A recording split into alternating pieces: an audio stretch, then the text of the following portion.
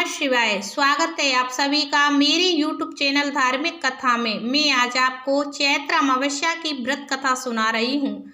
जो भाई बहन चैनल को पहली बार देख रहे हैं, प्लीज उनसे अनुरोध है चैनल को सब्सक्राइब करें एवं वीडियो को लाइक जरूर किया करें। और जो शिव के भक्त हैं वे कमेंट में हर हर महादेव जरूर लिखें। सभी को प्रेम से बोलना है शिव भगवान की जय।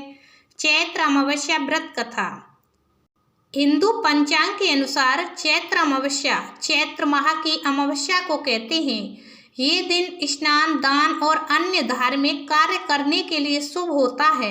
इस दिन पूर्वजों की पूजा का विधान है।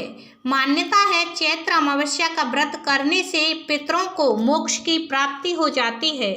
इतना ही नहीं, इस व्रत के प्रभाव से व्यक्ति के जीवन के कई कष्ट दूर हो जाते हैं। अब जानिए चैत्र अमावस्या की पावन कथा। पौराणिक कथा के अनुसार किसी नगर में एक राजा रहता था।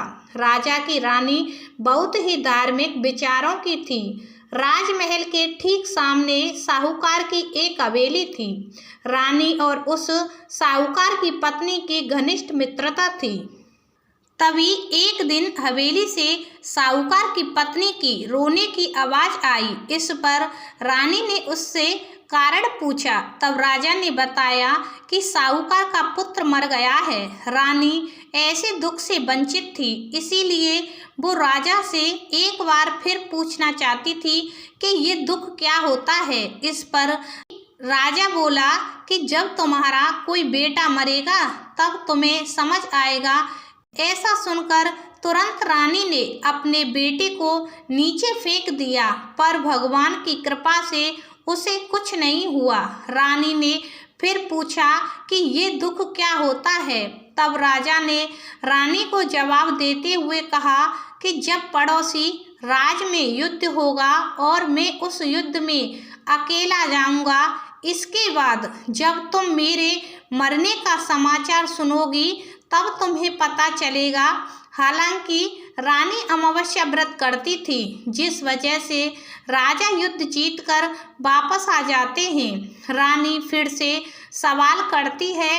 तब इसके बाद राजा ने कहा कि जब हम गंगा माँ के दर्शन को जाएंगे तब मैं वहाँ गंगा नदी में कूद जाऊंगा, फिर तुम्हें पता चलेगा कि दुख क्या होता है। उधर भगवान शंकर कैलाश पर्वत पर बैठकर सब कुछ देख रहे थे और माता पार्वती से कहते हैं कि आओ मैं तुम्हें सुखी आत्मा के दर्शन करवाता हूँ। इसके बाद भगवान शिव बकरी और माता पार्वती ने बकरी का रूप धारण करके एक बावली के पास घास चरने लगे।